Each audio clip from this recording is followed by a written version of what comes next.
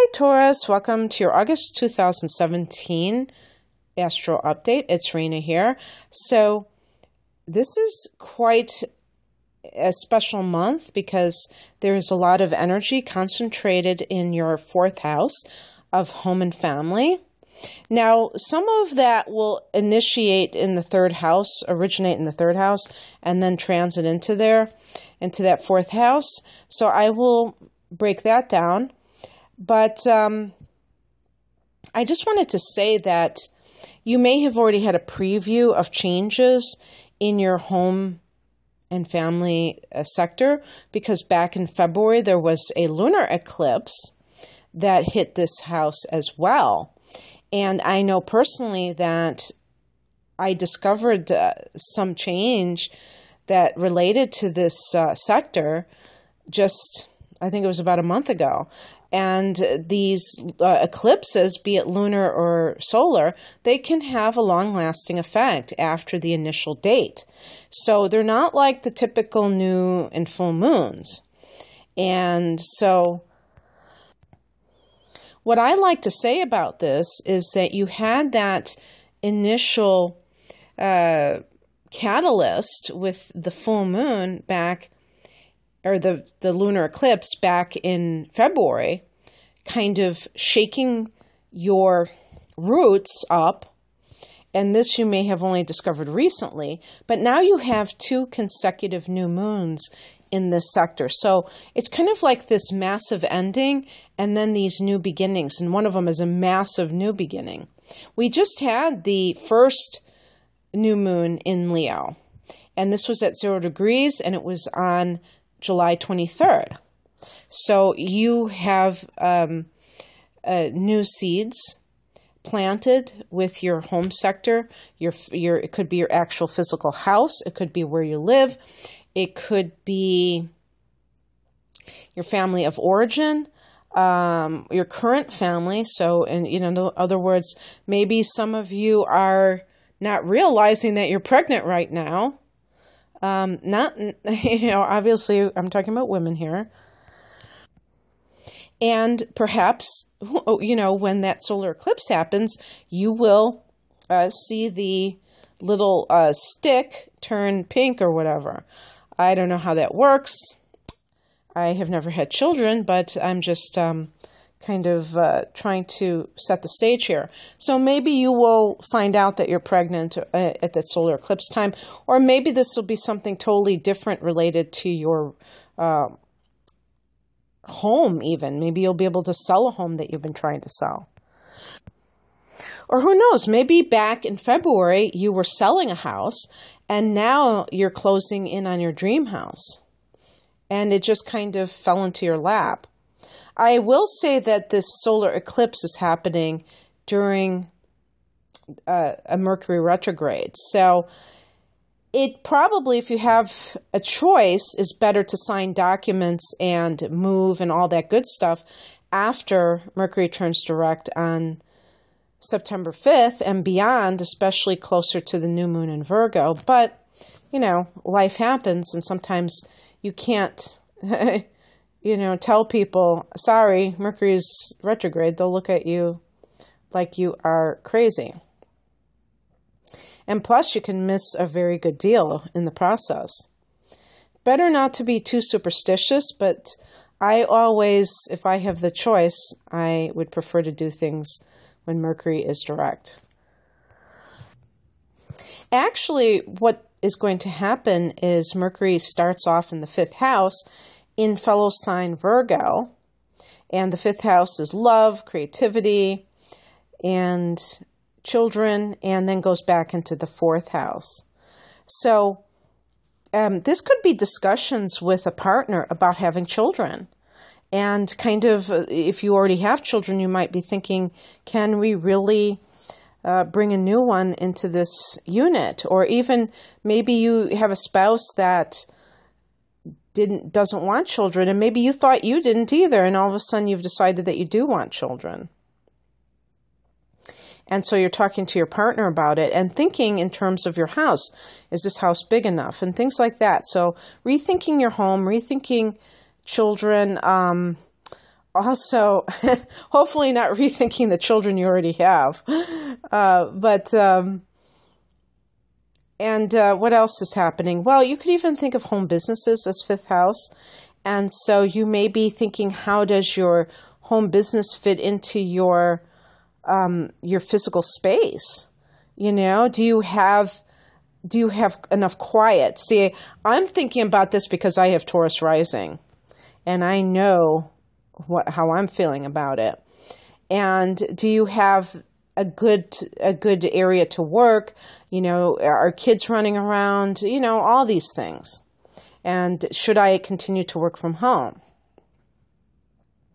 So, as I say, Mercury is going to go retrograde, and it will be retrograde through the end of the month and into the beginning of September 5th to be exact. Mars is in your fourth house all month long. So that can get some kind of wars going on if you have family issues. And you actually may be dealing with even siblings, because the sun will be in the third house of siblings, communication, including the internet, until the 22nd. Then it goes into the fourth house, where Mars is all month long. So that's pretty interesting. And then you have Venus in that third house until August 26th, and it goes into the fourth house at that point. Venus in the third house, it's interesting because you may be scouting locations to live, possibly. The third house is also your local area. And so with Venus in both of those houses, you may be thinking in terms of where will I feel more comfortable, where the fourth house is laying down roots. And Venus going into the fourth house, though, on the 26th, you could even get money, because Venus can bring money, and Taurus likes money because actually you're ruled by Venus, and therefore Venus rules your house, the second house of earned income. So it's a money house. It's an earth house. Actually, all this activity in the fourth house is Cancer's natural house. That's a water house. So a lot of what I'm talking about may also be internalized for you. It may not even be on the surface. 100% of you are not going to be buying houses or anything like that. So you may be thinking more in terms of your past. And this may be a very sentimental time for you in some way. And it could be emotional, you know, it really could. And it could stir things up within you that you haven't thought of for a while. But one thing I want to really emphasize is that the North Node is in Leo for the next 18 months. So this means that there's something faded, and I would say in a good way, that connects to your purpose in life, that it involves real estate or, like your roots and laying down roots. So if you're the kind of person, and I'm going to include myself in this category, who has been, if not nomadic, maybe you have lived in various apartments and you have not necessarily ever had a property. And I'm no spring chicken myself. I don't know about you, but I remember when I was young saying, I have no idea why people are so obsessed with owning a home. And now I'm totally obsessed with it, even as a Sagittarian, because there is this sense of sanctuary within the home. And I think that Taurians, you are going to be able to find your dream house perhaps during this 18 months. And hopefully, because the North Node is about more than just satisfying your material desires, hopefully this home base can serve you in terms of helping other people. So whether it's you decide to open up a business in your home, and, you know, have people come in. It's almost like there's an office space or something like that. Or if you are working from home and you are feeling very comfortable working from home and you make it almost like this very high vibrational environment, you could see yourself really giving back to your clients or whoever benefits from what you're doing, this extra something, little something, special something. So let's say, you know, I'm thinking of something a Taurus person. Usually Taurus people are very crafty, I would say, very good artistically.